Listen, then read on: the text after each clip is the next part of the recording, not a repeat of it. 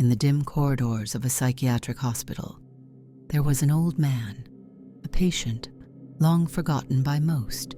He was a recluse, a man of few words, known only for his peculiar habits and the eerie atmosphere he carried with him. His eyes were sunken, his face gaunt and lined with age, giving him a terrifying presence. No one dared approach him for fear of the unknown that seemed to linger around him. Every night, at precisely midnight, the old man would sit alone in his small, bleak room, listening intently to a broken radio. No one understood why. The radio hadn't worked in years, yet he would sit, motionless, waiting for something that never seemed to come. A nurse, thin and pale, dressed in the standard white uniform of the hospital, was one of the few who tended to him. Her name was Clara. She had watched the old man for months, curious but frightened by his strange routine. His silence was unnerving, but something about the radio pulled her in. One night, Clara gathered her courage and approached the old man as he sat, staring into the static on the radio. Her voice trembled as she asked, "Why do you listen to that broken radio every night?" The old man didn't respond. His hollow eyes stayed fixed on the radio, his gnarled hands resting on its frame. Clara, still intrigued, persisted in her questioning. The man finally spoke, his voice deep and haunting.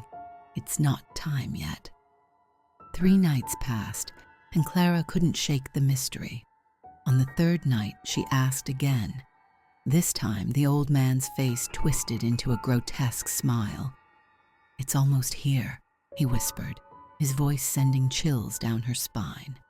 That night, as the clock struck midnight, a woman's voice crackled through the radio, distorted, but clear. "Clara." Her heart raced, her breath quickened. The fear that had been lingering within her now surged to the surface.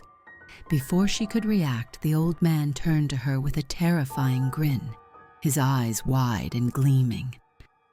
"Finally," he hissed. In an instant, the world around them shifted. The hospital walls dissolved into darkness, and Clara found herself standing in a nightmarish world. The trees around them were twisted and gnarled, their branches like claws reaching for the sky. The air was thick, cold, and suffocating, the ground beneath them pulsing with an unnatural energy. Shadows moved unnaturally in the distance, and amid the darkness, a figure with glowing red eyes stared at them from the depths of the forest. The old man stretched his arms wide, as if embracing the darkness around him. "After 40 years, Nus," he whispered, his voice a mixture of triumph and madness. "I'm finally free."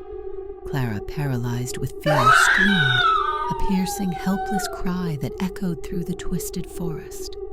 The red-eyed figure moved closer, its presence growing more oppressive by the second. Then, everything was swallowed by the darkness.